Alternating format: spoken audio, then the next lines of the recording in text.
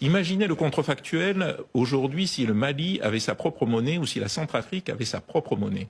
Et ne vivait pas dans une union monétaire avec une monnaie garantie. Il n'empêche que ce franc CFA, en tout cas une histoire trop lourde et pose trop de questions pour être conservé. Il a été question plusieurs fois de l'enterrer, le film le rappelle, et notamment en décembre 2019, lorsque les présidents ivoiriens et français, Alassane Ouattara et Emmanuel Macron, annoncent la fin du franc CFA et l'arrivée d'une autre monnaie, l'éco.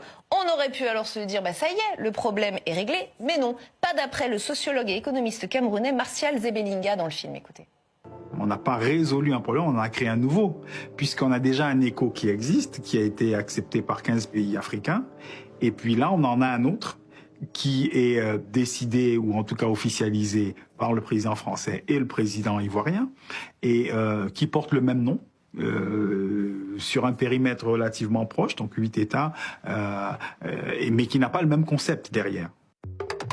Alors là, pardonnez-moi, on a besoin d'explications. L'éco existait déjà. Non, il existait en théorie, c'est-à-dire on s'était mis d'accord dans une conférence pour le créer dans le futur. Voilà. Mais il n'existait pas en pratique. Alors pourquoi ça pose un problème? Voilà, ça pose un problème parce que cette personne a tout à fait raison dans le film.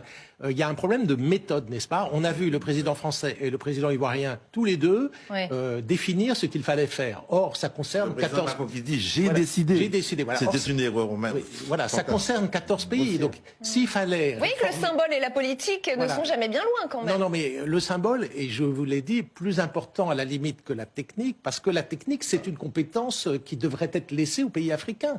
Donc, l'essentiel, c'est quand même le symbole, que les pays africains décident eux-mêmes et que ce ne soit pas l'ancienne puissance coloniale qui interfère dans cette question.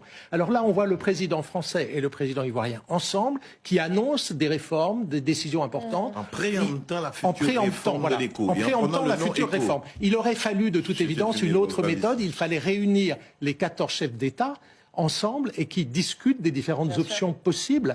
Et en plus, il fallait éviter de prendre le nom éco parce que ça avait l'air de parasiter un projet qui existait en dehors de la zone franc. Et donc, ça préempte et ça court-circuite la réflexion. Les réticences du Nigeria. Voilà, le Nigeria, le Ghana, qui étaient impliqués dans cette discussion sur l'éco.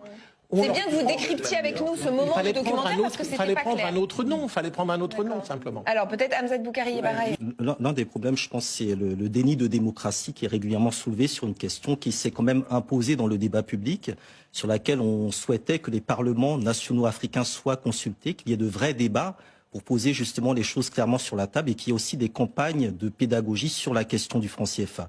Ça n'a pas été le cas lors